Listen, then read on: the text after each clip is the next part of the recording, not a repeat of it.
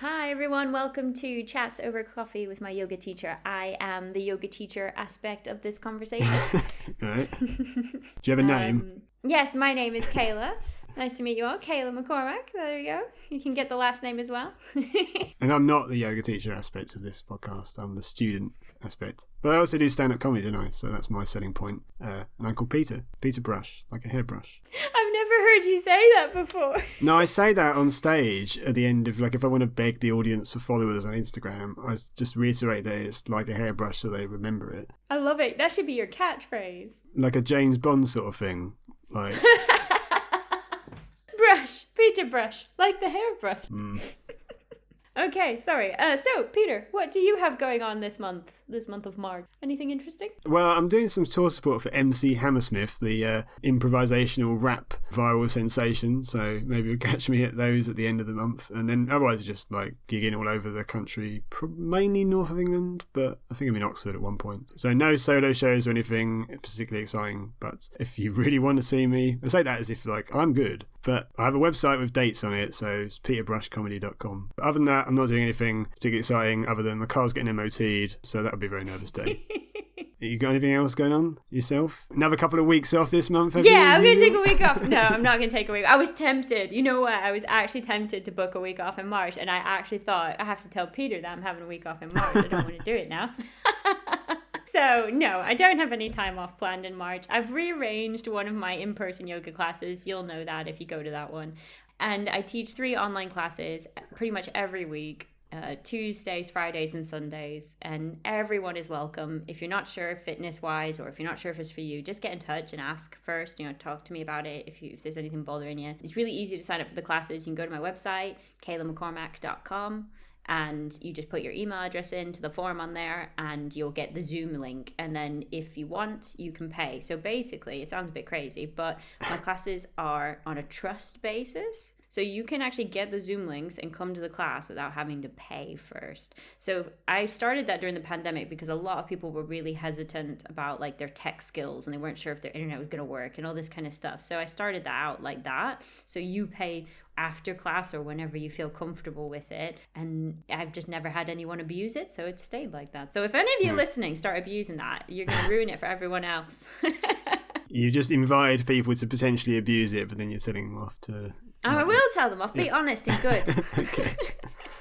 They're good classes, though. She's a very good teacher, and I don't think anything's good. And then I'm also going to see Judas Priest this month. All right. Nothing to do with yoga. But since you said you were having your MOT done, I thought I would one-up you with my Judas Priest. Well, I think that's definitely one-upping me. Yeah. Right, so we'll let the show happen then, shall we? Yeah, I hope you enjoy it. As always, if you have any comments, then let us know. So enjoy the show. Yeah, it's only that one, really. My least favourite pose is frog pose. You did that at one of the first, one of the ones I did at the leisure centre. I think I did it quite wrong, because I think I got corrected. Which I'll remember, you won't, obviously, but... And I wish I kind of did, but I think it's impossible. I mean, how many people do we have in those classes? Like 15 or more? And obviously, everyone is no one, if that makes sense. Yeah. Like, I don't know anyone. So at the time, even though one of those people I might one day be quite friendly with, at the time, I don't know. It's hard to make the connection back. Yeah, it was like an audience member saying to me, oh, you remember that show that you were at? And you're like, well, yeah, I remember that, but why would I remember you? Yeah, exactly. It's not personal, it's just impossible. You do actually go and correct people, whereas I can't go into an audience and go, no, laugh more. That would be good though, wouldn't it? It would seem a bit desperate, I think. A bouncer might come out and say, you're bothering the customers. Next act, please. So how are you today? How do you feel? How's things? How's life? After what? You said that as if something happened. After a month? Yeah, that's what I suppose, yeah.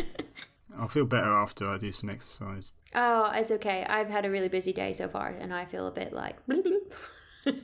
I was wondering, when's the best time of day to do exercise? I was just thinking that recently as to like the best time to do things, and I thought, do you have any scientific knowledge as to when the best time to do an exercise is? And also, I think the best time to meditate as well, I wondered as well, because I know Yoel Nouveau Harari does it in the morning and before he goes to bed. But I'm not going to do it twice, but I sort of think, which one's better? I don't know. Do you have any opinions? Yeah, actually, I think I do have an opinion. I would caveat with it's definitely my opinion. Right, okay.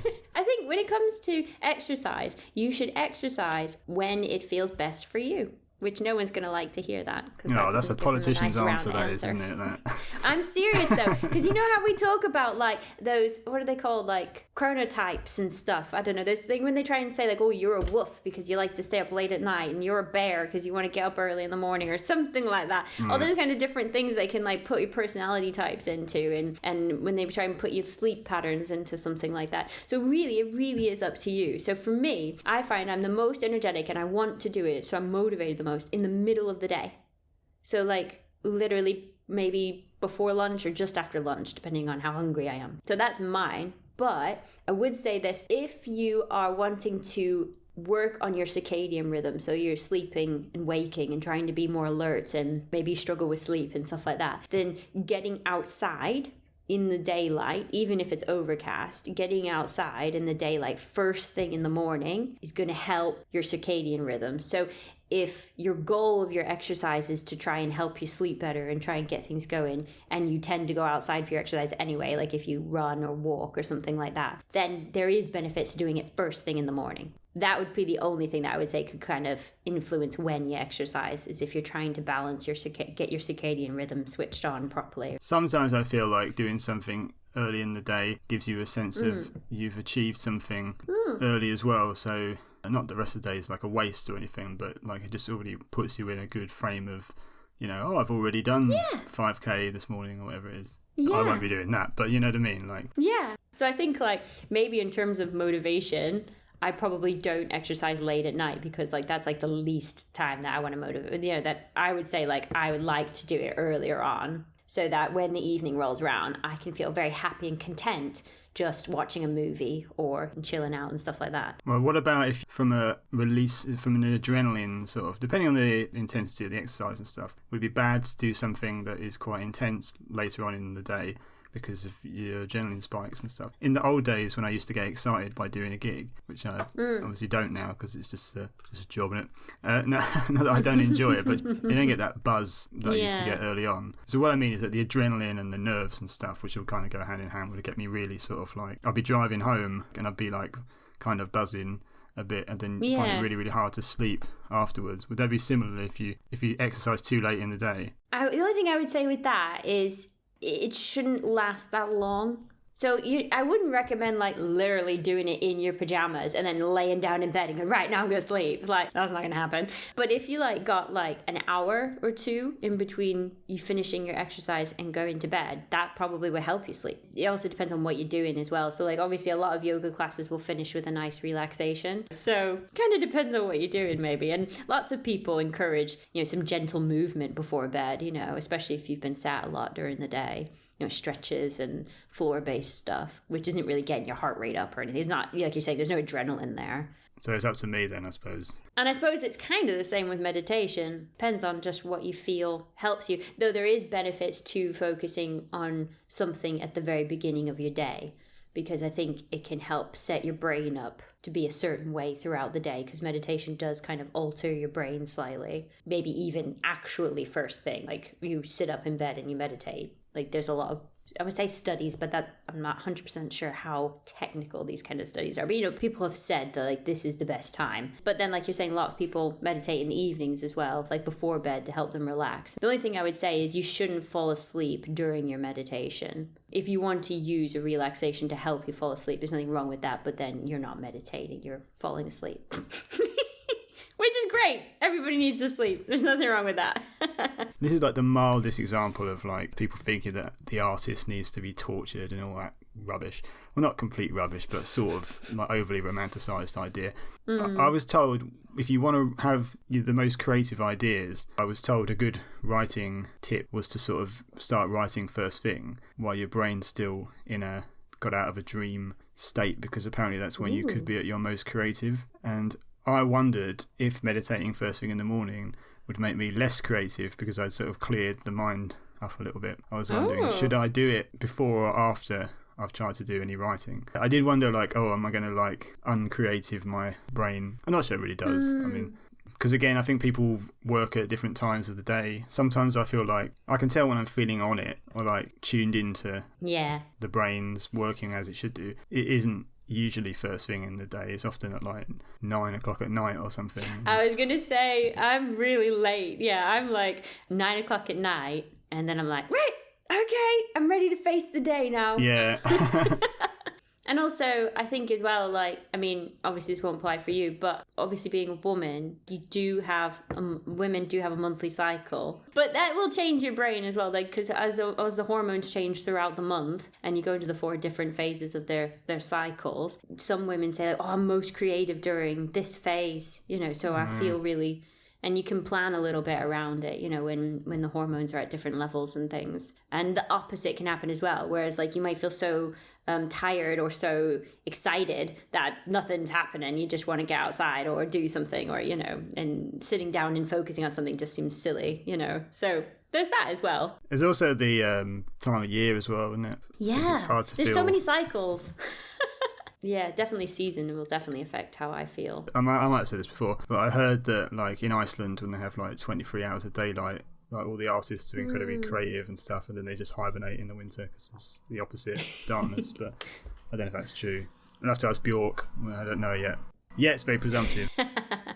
Anyway, we should talk about the pill. There's a male pill, you said. There's a new pill that's come out for guys. Okay. Like the pill. Like the birth control. And you will trust guys to be honest about making sure they take it. First thing that came up. Apparently 46% of women said they wouldn't trust a guy to say that he's on it or not on it. And then the other thing was like only 12... I mean, obviously, when you do these kinds of surveys, people put answers that make themselves feel good. So there is a little bit of... Even if you don't automatically recognize that. But like they asked the guys, like, is this something that you would genuinely feel comfortable doing, like taking the pills so that because you're not the one that's going to get pregnant, are you going to feel less bothered if you forget? Of course, if you miss? Because the risk to you is lower, isn't it, obviously? Yeah. Especially if you've been out drinking or something and, you know, men just fancy, you know, I was about to say fancy a go on the sounds terrible, like, but you know what I mean? Like, so that's I think I might keep that in. But, you know...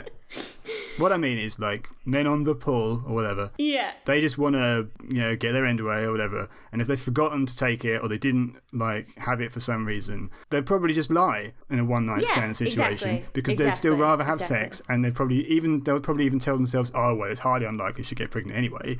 So, like, I'm probably in the clear. Yeah. You know, if you never see that person again... It's not your problem. Yeah. The risk is on... But then that was how, before the actual pill, that was how it worked anyway. Yeah, but then there's obviously barrier methods and stuff. So there are like a little bit of control over it. And if a woman does have the knowledge of her own cycle, she should know when she's fertile or not, because you're only fertile for like 4 or 5 days max. And there's a little tiny bit of a grumpy focus here, maybe. But that's maybe one of the problems, is if you search right now online, you will find people telling you that you can get pregnant on your period. Women cannot get pregnant on their period. What's probably the confusion is that you can't bleed when you're not on your period if your hormones are so out of whack. So you might think you're on your period when you're not. But if your hormones are level and you're having a regular cycle and everything's happy, women cannot get pregnant on their period. It's not a thing. The problem is if you just don't know what's going on. Yeah, because all sorts of crap comes out of there, and so I'm told. But I do think like the idea of like a male pill. Like I thought if they got it right, that could work in a close relationship. Yeah. Because everybody knows that the female hormonal pill is horrible. It messes you up. It ruins your hormones. It can absolutely ruin your skin. It can give you mood swings. Like, it's one of, like, I would never take it again. It's so normalised, I had it for such a short time. It's so normalised. It is. And it's absolutely one of the worst things they just give it to kids at school, don't they? Yeah. Like, yeah. Yep. And then they think, like, oh, I have to take it because this is, you know, this is the only way or something. But, I mean, I would never tell someone to, like, stop taking medication. What I would say is just really try to find a way to educate what you're doing and how it's affecting you, and, you know, maybe even talk to doctors and stuff like that. I'd like to ask a question about how it works in a second. Oh, yeah. But also, go on. Ask. Just before, because it is such a normalised sort of thing, and because as a man, I wouldn't have had in-depth knowledge of, like, the negative side of the pill. So to me, it almost like, I don't know, maybe I've imbibed this from the culture or whatever. To me, I didn't think that there was any side effects to it. It's just like, it feels like we're told it's a very benign thing that you just take, and it's like a miracle drug, really, in some respects. So to me, in the past, it would have felt like an assumption that going into a relationship and not wanting to have kids, you would just assume that your partner would just go on the pill. Yeah. Because it's just sort of sold as this, everybody seems to be on it. And it's been just incredibly normalised. So how does it work, and what's like negative about it? Or there's more than one type. Lots of different types. Some of them actually stop your hormonal cycle completely. So women won't have a period. They won't bleed.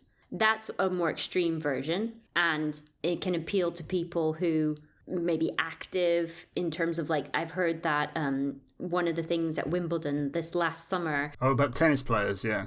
Yeah, about the tennis players, because some of the women didn't want to have their period while they were wearing the white trousers, white little shorts that you need to wear all white there. They would literally take the pill to stop themselves from having the period while they were doing their tennis. Is it just the fact that it's like white dresses or whatever? It's not just, does it also affect your performance levels? It can do. It depends on how your cycle is, how like individually. Because you have specific tennis tournaments throughout the year and stuff. You have to be timing certain things.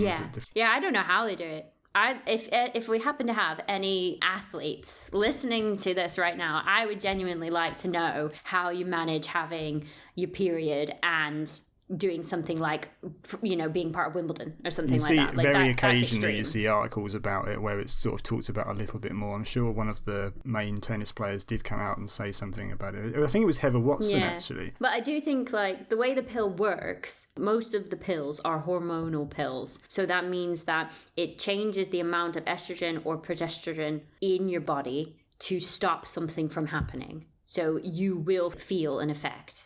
The end. It will have side effects. There's also more chance of getting a blood clot from the pill than there ever was from any vaccine that we all went on about, and that we got people on the news who had died of a blood clot. Well, more women die of blood clots from the pill, and that's never on the news. So there's a lot of other side effects of just taking the medication in general, because the medication is still medicine. It's still something that's chemically got side effects in the body. So there's lots of different methods of getting the hormonal medication into the body. So we call it the pill, but it could be a patch. It could be actually put in under the skin, and it just sits under the skin in the arm, and then you never have to take a pill. It's just there doing it itself. So there's lots of different kind of like techniques and stuff that they've invented. But either way, I would really say that, like, the only way that those hormonal ones work is by changing your hormones. So we got to be prepared for that. And I've never come across a woman who thought, the pill, it's sorted out all of my problems. I'm fine now. So I guess there's two things to that. One thing is that I guess it's a societal assumption that you're going to have to do that because everyone's kind of expecting you to do that if you're going to have a sexual relationship or you want to not have kids. But then, I know you said about knowing when you can and cannot get pregnant and stuff. And condoms are 99% accurate. 99% accurate, yeah, because every 100th time I try and put one on, I miss. So. I know. Like, they're literally, they work. So unless you're just dumb. I've just changed the. You said accurate, not effective. Oh, sorry. So that's why I said, like, that's why I miss it. When what? Yeah, sorry. I didn't think you liked single-use plastics anyway. That's not good, so good for the environment. Well, the pill is making all the frogs in Florida female, that's probably worse. All right, Alex Jones. And maybe he's right about that. Just because he said all the frogs were turning female, everyone just goes, he's some nut job. No, he's right. The urine from women taking the pill does go into the water system, and it does change the sex of the animals that live in the water system. There's no doubt about it. There's also, because testosterone levels are lower, aren't they? Or fertility. And so there's also speculation that men are drinking water with estrogen in it because of pill hormones. So I've heard that as well. But when you hear something that you think, was that just some conspiracy? And is this like someone on Joe Rogan said this, and so now it's right. But it could also be because they talk about the femininization of society, but so it might have a It might just be it might be a psychological. If it is a thing, it might be a psychological thing. Whereas men in an environment which is more feminized will become less aggressive males and stuff. So maybe they naturally just produce less. So there's other theories behind why testosterone levels are low or fertility rates are low, or maybe both. But some of you make you sound more like a nutter than others. Well, I will say this though, based on everything we've just said about the female pill being something that you should really, really consider and not assume and all this kind of stuff, they are trying to make, a male contraceptive pill, which is obviously what we're talking about. And they've tried the hormonal version of that for men, which basically just drops your testosterone, which has negative side effects in the body. And normally they don't like it. No surprise there. So, losing weight and all sorts. Well, testosterone is a mood enhancer as well. Well, there you go. Yeah, depression. Some people with depression actually do have low testosterone, and I know someone through Remove But One that basically found out they had low testosterone when they were depressed, and now takes synthetic hormones to sort of up it a bit, and it's much better. So So you're saying now we should suffer. No, I'm saying don't this isn't any better than the women's pill. We're just pushing it onto guys, you know what I mean? But I mean, it's not available here anyway, and mostly the hormonal tests have been tests, and then I don't think any of them have passed the testing stage because it's just been too bad of an effect. Because if it happens to men, people listen, you see. But what has happened is they've recently made a non-hormonal contraceptive pill for men. But I read that the way that works is by stopping the body from absorbing vitamin A. And then you don't make the right bits. It's a vitamin A deficiency is going to be really bad for you. I don't understand how that's got past anything. I know what we'll do. We'll make you sick. Then you won't have kids. It's well, yeah. Or you can make you incredibly unattractive, and that will be...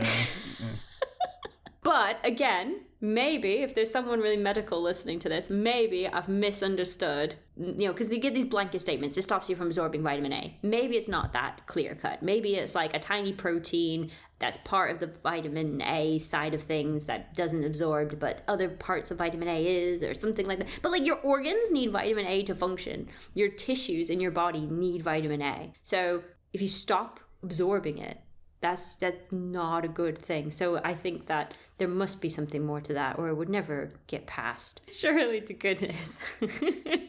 So with the cultural effect of the pill, you must live in a slightly different online space to me. When I said there's been some re-evaluation of the pill and the sexual revolution and stuff recently, you were like, has there? I thought everyone was talking about this, but apparently not. I mean, there have been some books out recently about the pill being one of the first technological, the pill is what is responsible for the sexual revolution in the first place, isn't it? Or it allows it to happen, because you wouldn't have had, all the free love in the 60s or whatever, and that if you were in a prior world where every potential sexual encounter potentially has a baby at the end of it. Yeah. So you require the technological change for there to be the societal change.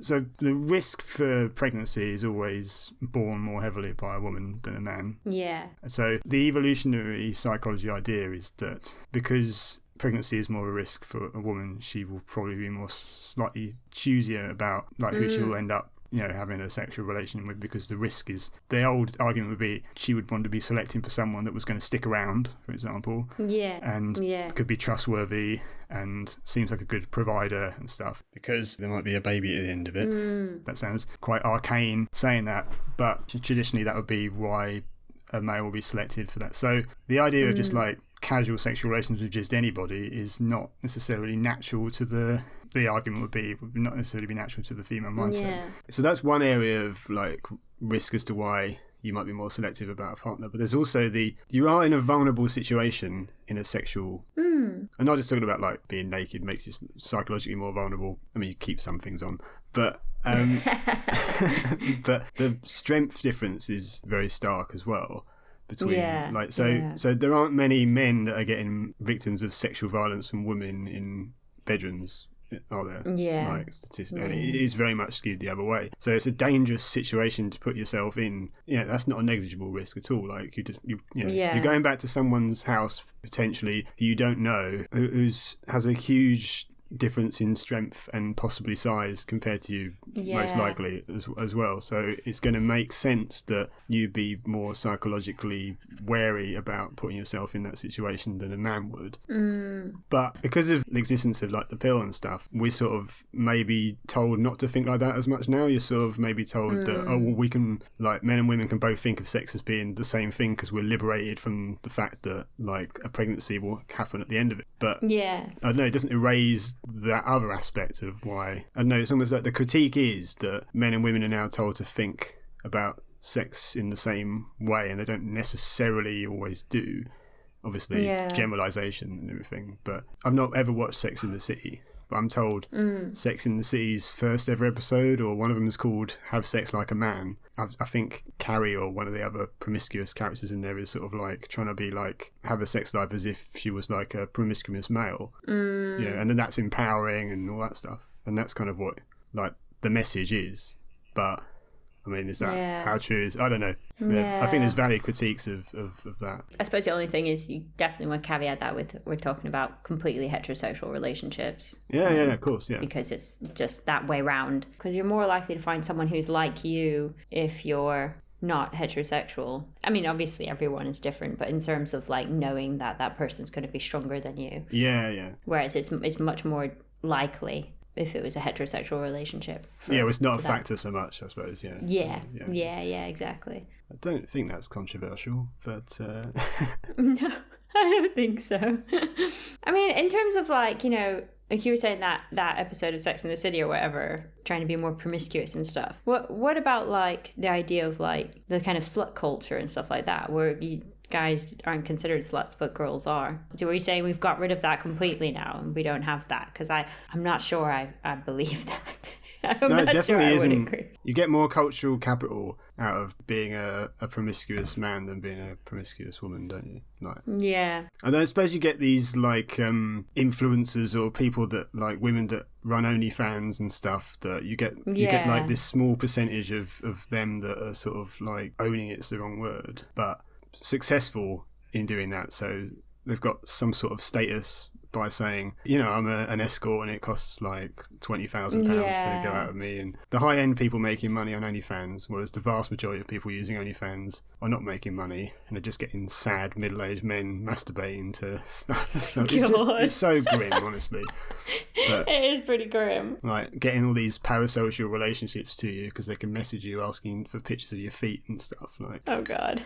It's just what goes on. I don't know from experience, by the way. I've not been someone that sent pictures or received pictures of anyone's feet, but 1% of people that make really good money on there look like they probably don't get called sluts, or like Stormy Daniels or something. Like people seem to because she's got a sense of humour and she's like, well, she's a porn star that's a high class prostitute if Donald Trump's a client then. But in general I think that's true. I think that there still is stigma, because I think as well, like I would imagine that most women a long time ago, maybe not today, because again, education around this kind of thing is probably a bit lacking, but you know, if you were to say like what's the biggest risk of getting pregnant, women might come out with things like, oh, you know, if I need a hysterectomy or if I've had a problem or something like that, but the biggest risk is death. The biggest risk of getting pregnant is dying. So it becomes like it becomes one step past like, oh, I don't want to have a baby, and into I'd rather not die.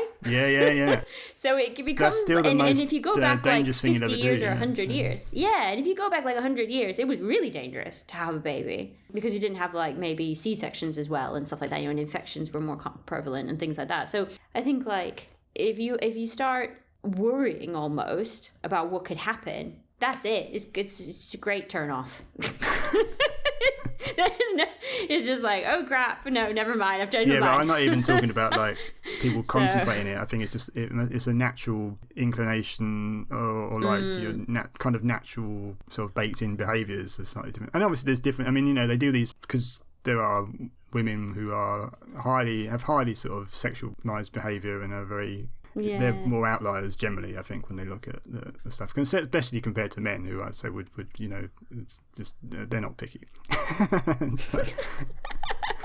Like, I suppose the thing is it does come back to trust a little bit, I think, as well. Even no matter what method you use, you have to make sure that you trust the person you're with. yeah, because they have that whole thing, which is discussed, that whole stealthing thing, don't they, as well? Because like men sometimes don't really want to wear condoms, and so sometimes there's supposed to be a thing where they just like surreptitiously remove it, like at some point.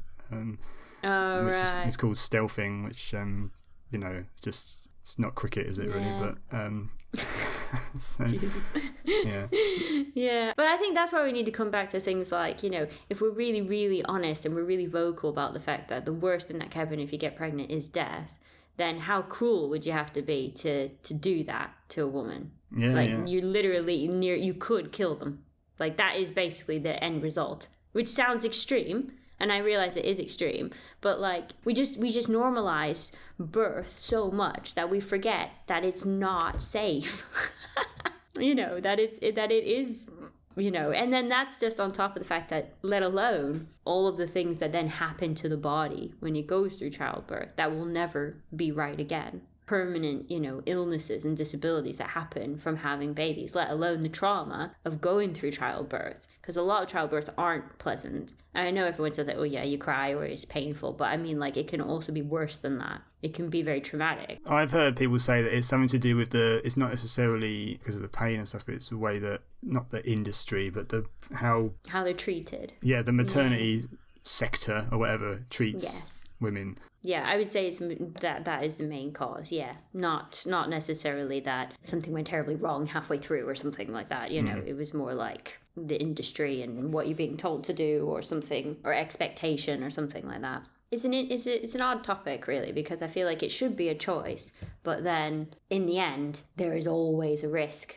Even when you're on the pill, there's a risk, really. Yeah. I know people that have been conceived when their parents are on the pill. Oh no. I know them. Yeah. Exactly. So there's always a risk. Yeah, it's a hard one. It's a hard one because, I mean, what is the solution? I do know someone that decided to stop taking the pill though, and then go into these like cycle, like knowing when you're like going to be, and then they got pregnant within a few months again.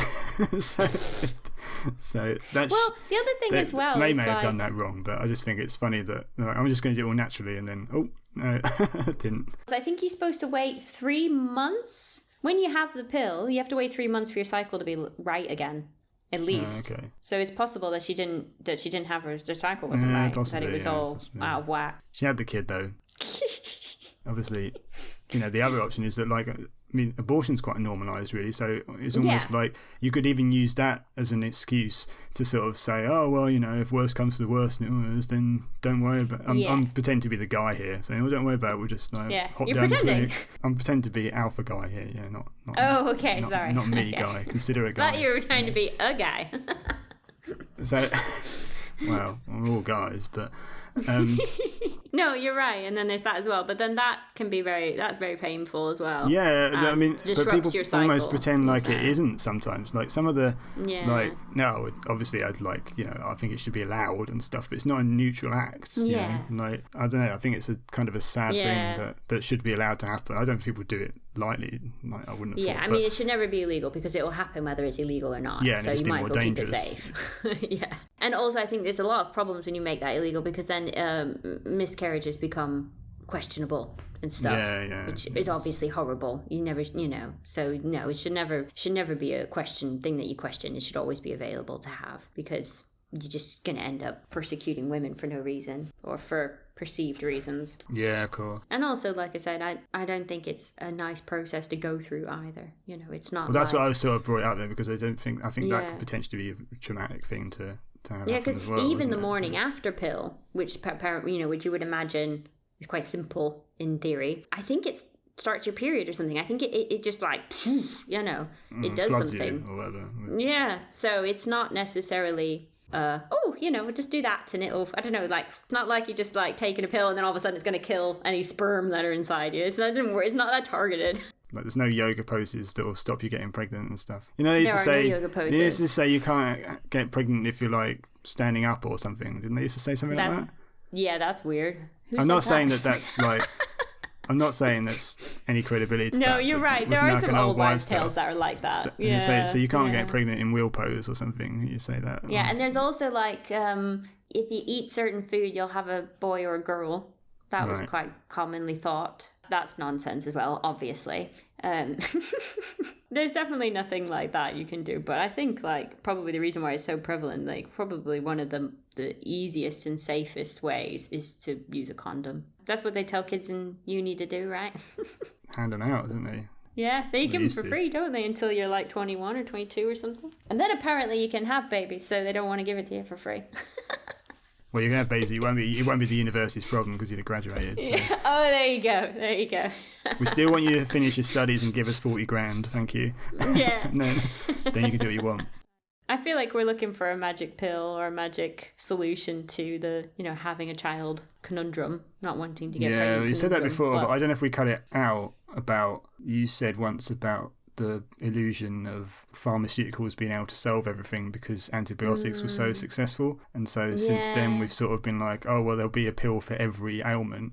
And I think psychologically people do think that, like, so even for mental health sort of things, like, oh, a pill solves ADHD, solves depression, solves because it's all a chemical build up. But I mean, I don't know. But we've been primed to think that like a pill is there to solve all of our problems, but every pill is going to have a side effect or something, isn't it? Yeah, I would say always read your medication. I know nobody wants to read those leaflets. You should read them. It's like terms and conditions when you renew your Apple stuff, and then you just not thinking, oh, this should be fine, won't it? I know, but like I was given some anti-nausea medication and it made me cry.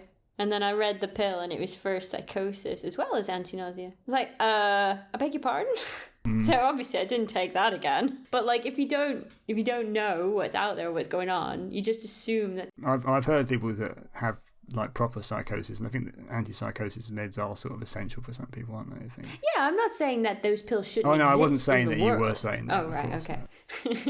I'm just not poo-pooing the whole pharmaceutical sort of idea, but I'm saying it's a very seductive idea to think that there's a pharmacological solution to every sort of thing, and I guess that's another thing that we think now, that it's normalized in the same way that the pill is, and that we've always got a technological / pharmaceutical solution for absolutely everything, and it's like a shortcut again to the mind to just go, oh well, I don't understand how this works. But I mean, I don't think even a lot of doctors understand how SSRIs work, I've heard. But no, I think a lot of doctors don't really understand how a lot of medicines work. I mean, that's one of the first things you say is like, if you're really struggling with your doctor on like medicines, you need to actually speak to your pharmacist. It's likely your pharmacist will know better than your doctor. Right. Which is a bit of a shame, because you'd think your doctor would know everything. God bless our NHS, don't slag them off. You get me thinking, you put it well with the whole like antibiotics sort of miracle cure sort of thing. I don't know, antibiotics have bad effects on you as well, on your gut bacteria and stuff, so they're not like, so they are miracle drugs in some ways, dies. but also they're not benign. Over 96%. Yeah, and a lot of women can get yeast infections after taking antibiotics because the floral is all out of whack, So it's recommended you take acidophilus if you're taking antibiotics to keep the flora there. It just makes me long for the day that we can stick our brains in computers and we don't have to worry about all these physical problems. And, so there is a technological solution to everything. So eventually, yeah. Or maybe we could just like transcend our physical bodies and just become beings of light. That's the end goal of meditation, is it? That's my end goal. I mean, I'm never going to get there because I'm not actually aiming for that goal, or not I'd be with some that sort attitude. Of nun. You're not going to. So. I know, right? But I mean, like, that would be nice if we could somehow just transcend the physical and still exist. There you go. But then there'd be another problem, like getting sucked into the sun or something and turned back into matter, and then you just end up being hydrogen atoms or something weird. I don't know. Could always find some problem with something, can't we? thank you everyone for listening to our podcast. We really hope you enjoyed what we talked about. It made you smile, maybe you learned something. If you have any questions or any comments, we really do appreciate you getting in touch and letting us know that you listened to it and that it was good, or that you have a topic you want us to talk about or talk more about if it was something maybe from an older episode you want to delve back into. So yeah, overall, just thank you for listening, and go follow us on Instagram, go find us, and maybe see us in person sometime. Well, I didn't have to say anything then, did I? That was absolutely perfect. All the social media and website links will be in the show description, so you can use them. So do so, and we'll see you next month for more stuff. Tell your friends.